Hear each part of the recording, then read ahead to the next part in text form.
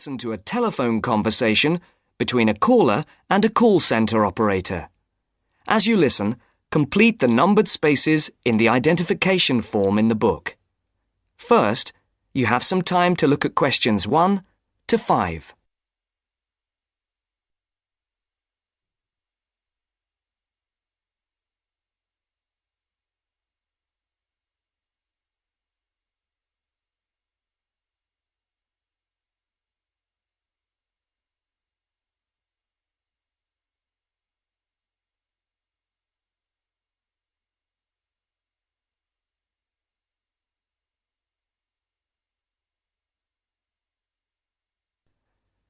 You should answer the questions as you listen, because you will not hear the recording a second time.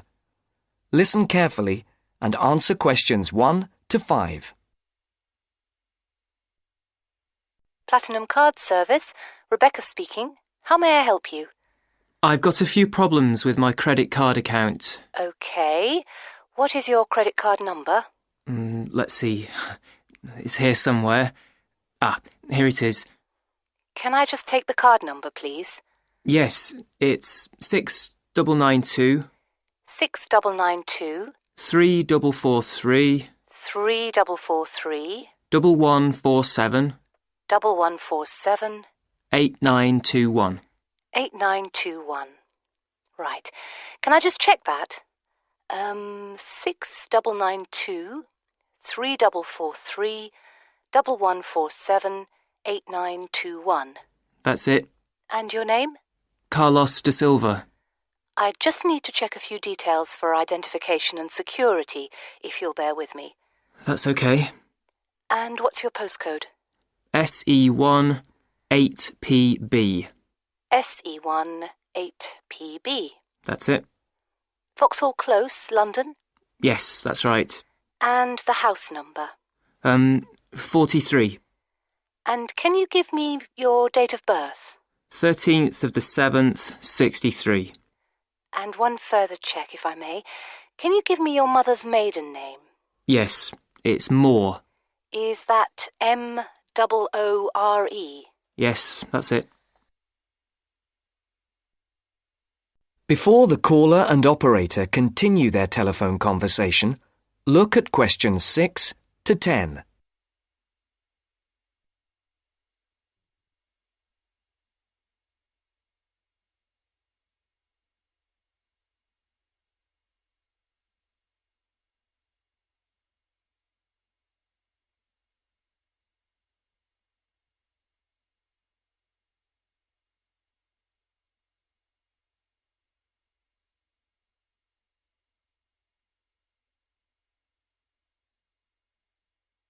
Now listen to the next part of the conversation and answer questions 6 to 10.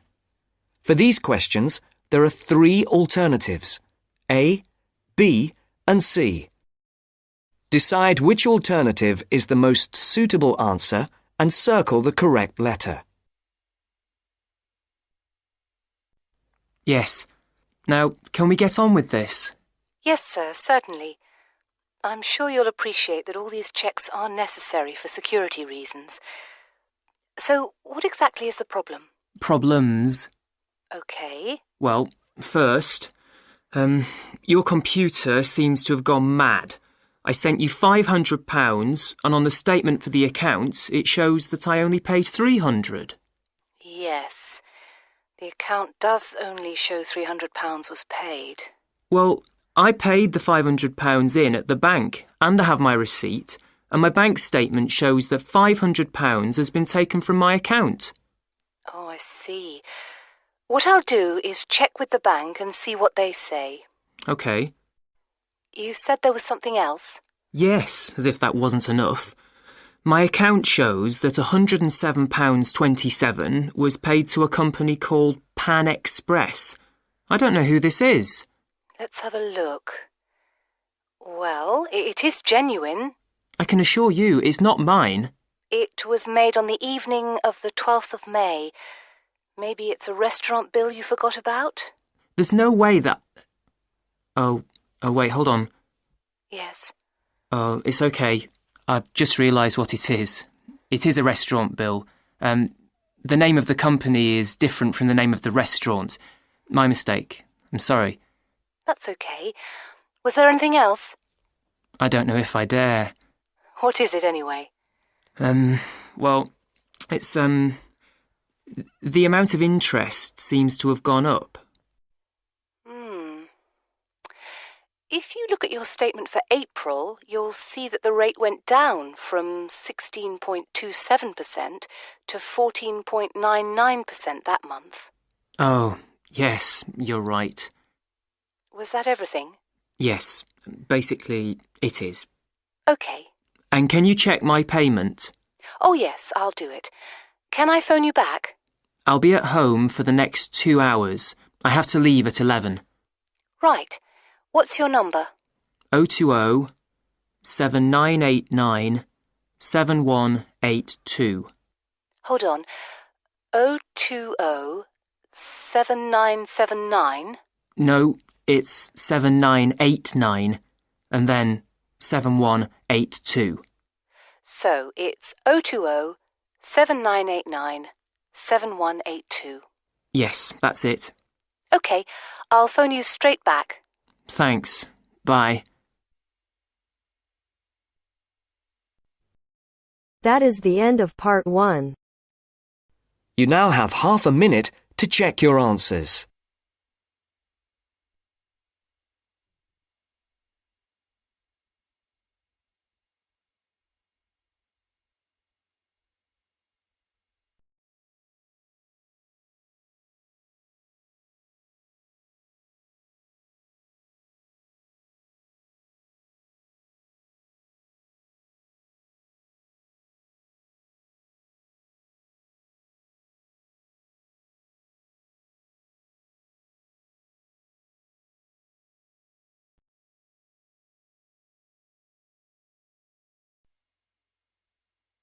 Now turns to part 2.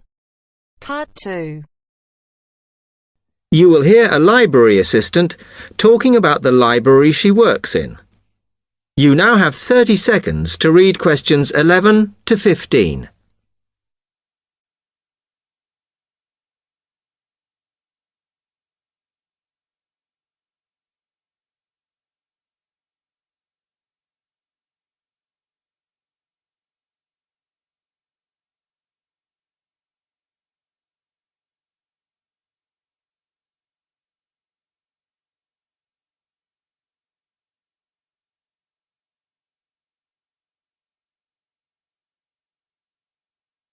Hi, can I help you? Yes. I wanted to join the library. Okay. First of all, let me show you around the library and explain a few things for you. Okay, now we're here at the main entrance. You can see the reception, which is where you bring back and take out books. And also, we can order books and answer your questions there.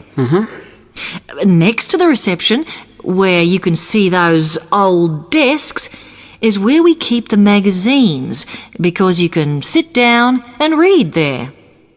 They're divided into sections for sciences, geography, arts, etc. Then, at the back of the library, you can see the section for old books. Next to that is where the books proper start. That used to be the science section, but now on those shelves you'll find the art section. We had a big reorganisation in the summer, which I think has made it clearer. The numbering is standard, so you should be able to find what you want quite easily. However, if you can't find something, it probably means it's been borrowed. Okay, then in the corner next to the reference section is where we thought it was quietest and away from the phones and printers and things, so we've put the study desks there. They all have computer access if you need it for your laptop. We do ask that you don't just read magazines there, though. Okay, then there's the reference section, where you can look up the files. Then, as we come back to the main entrance, is the next section, where we used to have the languages. It got very busy and noisy, so when we moved everything round, we decided to put the law books here. Also, because it's a smaller section, it fits quite well here. OK then, we're back at the main entrance. Over there, by reception, there's a door that goes to the extension. And we have further sections, such as languages and study desks through there. So you could have a look round when we've finished. Then, just between reception and the door here, is where we decided to put the computers. But the computer magazines are in the magazine section, as we found too many went missing here. OK, is that everything? You now have 30 seconds to read questions 16 to 20.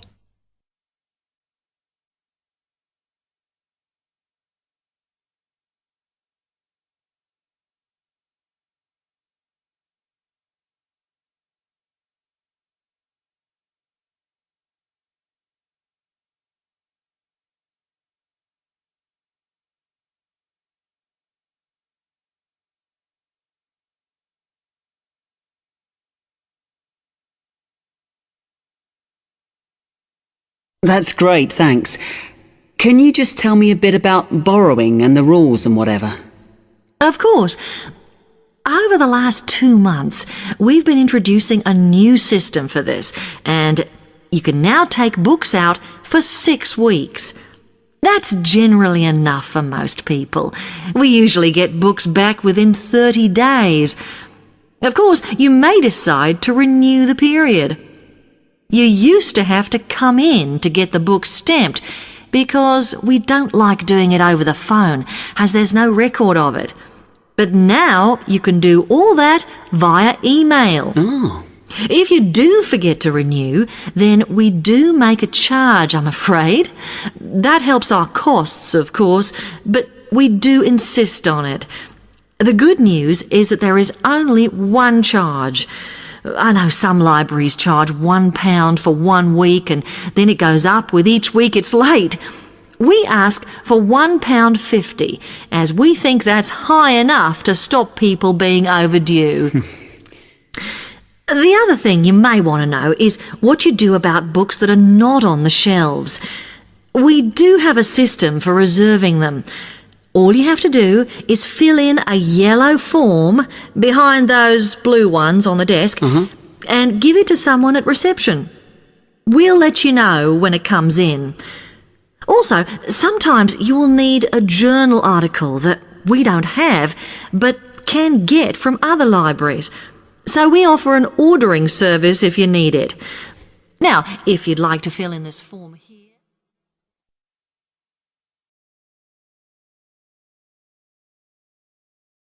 That is the end of part 2. You now have half a minute to check your answers.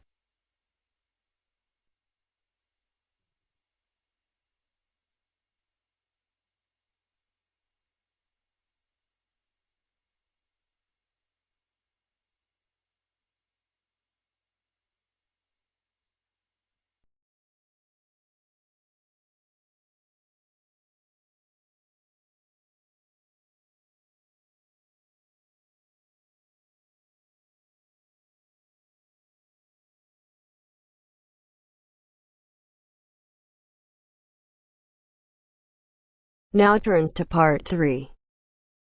Part 3. You will hear a business studies student called Sam talking to his tutor about an IT project he is going to do for a local company called Turner's. First, you have some time to look at questions 21 to 26.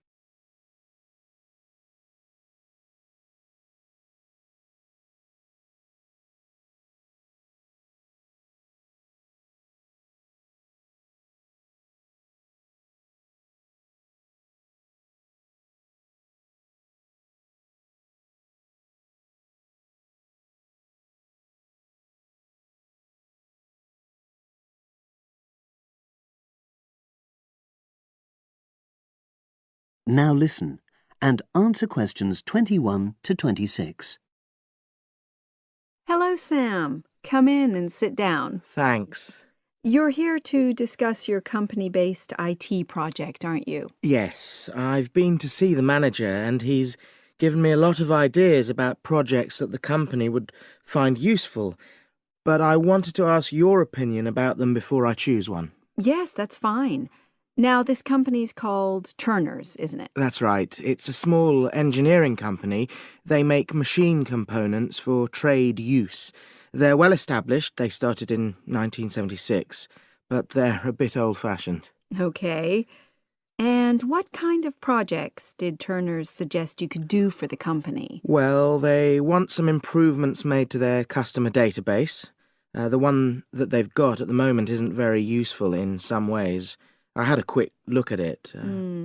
That would be a very straightforward project, and it'd be simple enough to evaluate, but I don't think you'd get enough out of a project like that. You wouldn't learn anything new. Well, another project they suggested is to do with their online sales catalogue. At the moment, customers can look at their products, but they can't actually order them online, which must affect their competitiveness. But I said I thought it would take too long. It's quite a big task. You're right. It's too much for the time you've got. It's a pity, though. Then they want some help with their payroll system. At the moment, the way they calculate pay involves a lot of manual accounting. I suggested they could have a system where employees register electronically when they arrive and leave work, so the hours they do could be transferred automatically. I think you'd get a lot out of a project like that. It would extend your skills, but it wouldn't be too much to take on. A student did something similar a couple of years ago, but this is slightly different. Well, then they need help with their stock inventory. They do everything manually. Really? Yes, and it takes so much time. It's probably very inaccurate, too. An electronic inventory would probably be the biggest single benefit for the company. I'm surprised they haven't had it done before. I know. Then they wanted to improve their internal security. The manager had visited other companies where the staff use swipe cards to access various areas of the building. It sounded useful, but the trouble is I'm not really sure how to do it.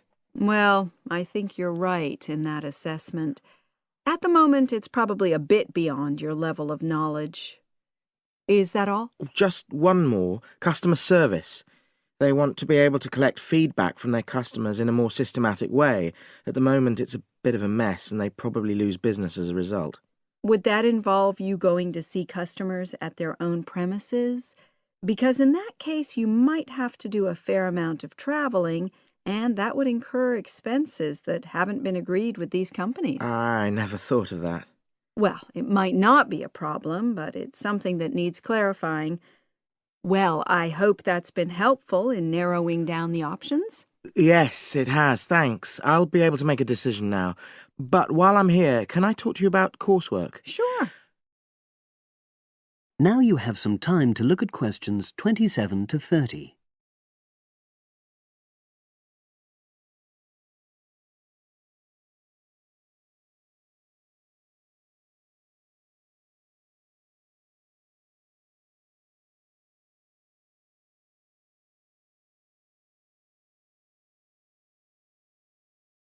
Now listen and answer questions 27 to 30.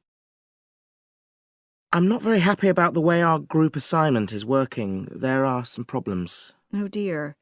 Are people just not getting on with each other? That's the worst thing. Actually, we're all friends. It's not that. But when we're having a discussion about the assignment, one or two people end up doing all the talking and the rest don't say anything. It's a bit frustrating because we need plenty of debate. Well, that's a common observation. You're studying in a group with people from all over the world, and you all have your own ways of participating. In some places, students are more used to listening than talking, and vice versa. I suppose you're right. I'll try to remember that. Does everyone pull their weight as far as sharing the workload is concerned? I'd say they do, yes. And our group elected a leader. She's very good at making sure no one's overloaded. But personally, I feel that there are just too many of us in the group. Whenever we try to arrange a meeting, there's always at least one person who can't make it. It's not anyone's fault, it's just that We've all got slightly different timetables. Well, I'm glad you've talked to me about it. Feedback is always useful. Is there anything else you're concerned about? There are a couple of problems with lecturers that all the students are talking about. Last semester we had negative feedback about the way lectures were organized. There were several occasions when the wrong room had been booked or the same room had been booked twice, that sort of thing. Is that still a problem? That hasn't happened at all as far as I know. Oh, good. It's sorted out then. But I don't know the reason, but some of the staff often turn up late, so we miss 10 or 15 minutes of our lecture time. It might be because they've been copying handouts for students. I think there's a queue for the machine sometimes. Well, I'll look into that. Thank you for telling me. Anything else? The other thing is that it can be very difficult to get to see a lecturer individually. They're all very supportive and friendly when you do manage to find them, but often they're not in their office, even at times when they're meant to be available for consultation. Okay, that's helpful. Now, before you leave, That is the end of part 3. You now have half a minute to check your answers.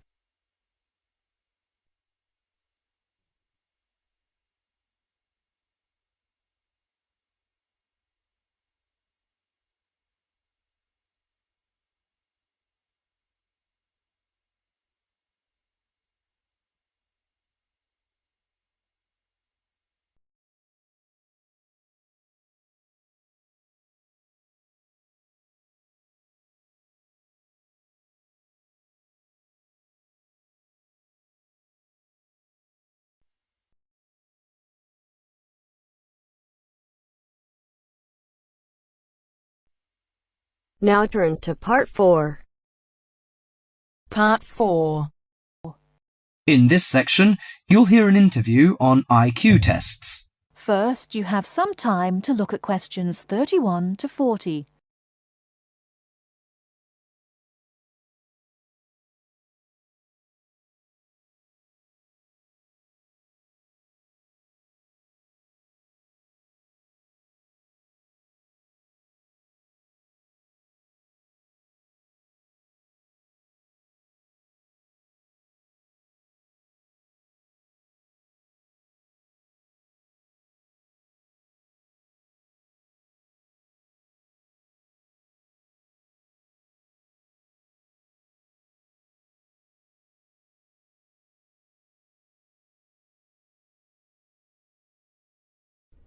Now, listen carefully and answer questions 31 to 40.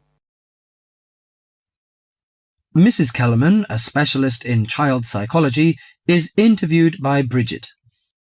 Mrs. Kellerman, why is it that some children perform much better than others at school?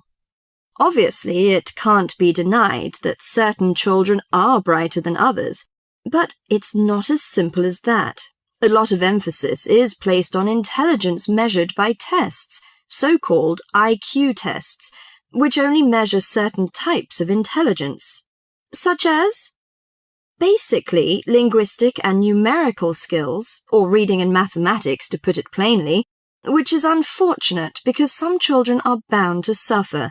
A good example was a friend of mine's son who was kept out of the top class at school because of his average IQ. That's around 100. His father, though he had no idea his son was going to be an architect, always said he was a clever child.